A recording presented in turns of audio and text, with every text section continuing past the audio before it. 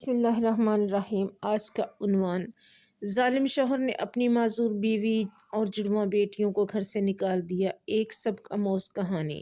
رات کا سناٹا تھا، کمرے میں روشنی، باہر تیز بارش، گھر کے اندر ساس کھڑی سخت لہجے میں بولتی ہے۔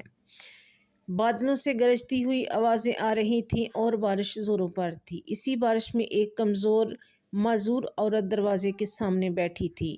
اس کی باہوں میں دو چھوٹی جڑواں بچیاں کانپ رہی تھیں اور سامنے اس کا شوہر چیختا ہوا بولا، نکل جاؤ میرے گھر سے، اب میں تم تینوں کو نہیں پال سکتا، میرے گھر میں تم تینوں کے لیے کوئی جگہ نہیں ہے۔ اور ساس بھی زور سے بولنے لگی، یہ عورت اور اس کی بچیاں ہمارے گھر کا بوجھ ہیں، ہم کب تک ان کا بوجھ اٹھائیں گے اور ان کو کما کر کھلائیں گے؟ یہ جائیں گی یا میں رہوں گی۔ عورت نے آنکھوں میں آنسو لیے اور کہا، میں کہاں جاؤں، میرے پاس کوئی ٹھکانہ نہیں، یہ بچیاں کہاں رہیں گی؟ مگر ظالم شوہر کا دل پتھر سے بھی سخت تھا۔ اس نے دروازہ بند کیا اور وہ تینوں بارش میں تنہا رہ گئیں۔ بچیاں روتی رہیں اور ماں آسمان کی طرف دیکھ کر بولی، اے میرے پروردگار، تو دیکھ رہا ہے نا؟ شوہر نے تھوڑی دیر بعد دروازہ کھولا اور اس کا دل بسیچا، مگر اس نے اپنی ماں کے ڈر سے دروازہ بند کر دیا۔ ماں کانپتی ہوئی بولی، میرے پاس کہاں جگہ ہے، میں کہاں جاؤں؟ اے اللہ میری مدد کر۔ دن گزرتے گئے، وہ عورت سڑک کنارے فٹ پاتھ پر اپنی بچیوں کے ساتھ رہنے لگی۔ لوگ ترس کھاتے مگر کوئی مدد نہیں کر سکتا تھا۔ پھر ایک دن ایک نیک دل عورت وہاں سے گزری۔ اس نے جب اس ماں کی حالت دیکھی تو پوچھا، کیا داستان ہے؟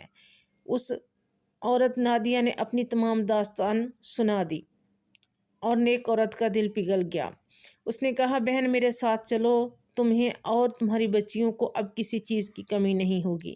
اللہ نے اس معذور ماں کو ایسے انسان سے ملایا جس نے اسے گھر، عزت اور روزگار کا ذریعہ دیا۔ اس عورت نے محنت سے سلائی شروع کی، قرآن پاک بچوں کو پڑھایا اور چند ہی مہینوں میں اللہ نے اس کے نصیب بدل دیے۔